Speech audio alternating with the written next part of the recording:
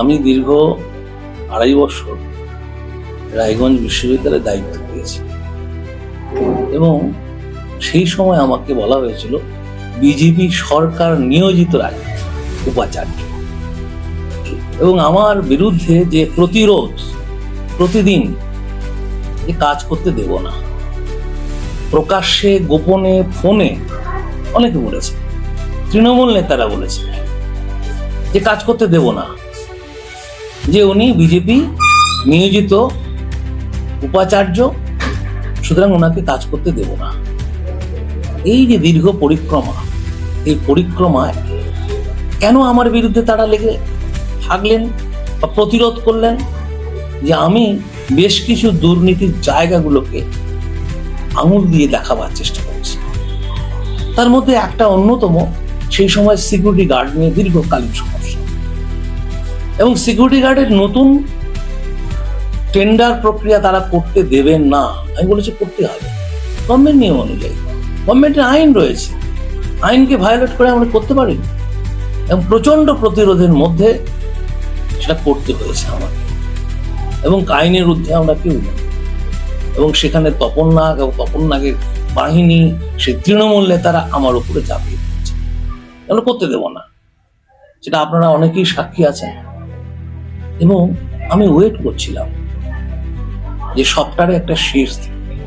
আমরা দেখেছি যে একটা বিশ্ববিদ্যালয়ে দীর্ঘদিন ধরে কোনো ক্যাগ অডিট হয়নি। আমি ক্যাগ অডিট করিয়েছি, ক্যাগের মধ্যে বিস্তর অসামঞ্জস্য ধরা পড়েছে। সেগুলো 5 মিনিট 10 মিনিটের মধ্যে শেষ করা যাবে না। শুধুমাত্র অর্থনৈতিক নয়, প্রমোশন সংক্রান্ত অনেকগুলো সমস্যা, ইলেকট্রিক্যাল সমস্যা, পুকুরের সমস্যা, এরকম আমরা আইডেন্টিফাই করেছি, এবং ক্যাগ অডিট হয়েছে, সরকারি নিয়মই হয়েছে।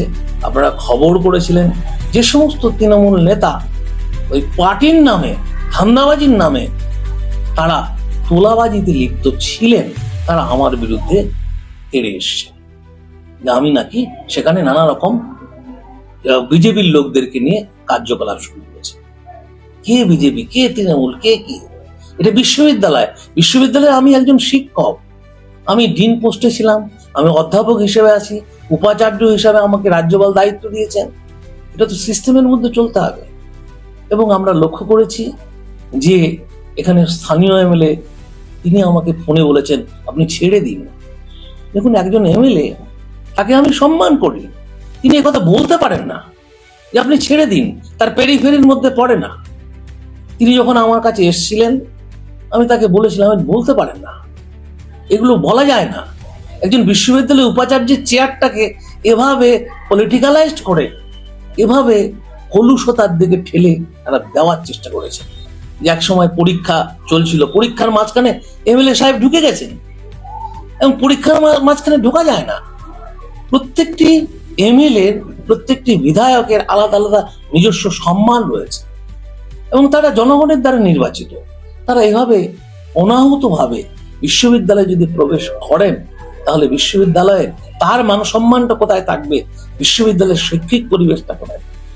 এবং এখানে ইন্ধন জুগিয়েছেন। আমি জানি আমাদের বিশ্ববিদ্যালয়ে কতিপয় নন টিচিং স্টাফ, আবার কয়েকজন অধ্যাপকও থাকতে পারেন, আমার মনে হয়েছিল। সুতরাং এইরকম একটা পেরিফেরির মধ্যে আমাকে কাজ করতে হয়েছে।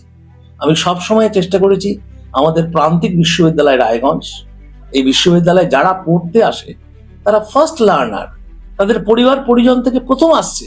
আমিও গ্রামের ছেলে, সেই জায়গা থেকে উঠে এসেছি, ফলে তাদের অবস্থানটা জানি। কিন্তু তারা যেভাবে প্রতিরোধ চালিয়েছে, রাত্রেবেলা 24 ঘন্টা আমাকে আটকে রাখা হয়েছে, এবং গুন্ডা বাহিনী দিয়ে।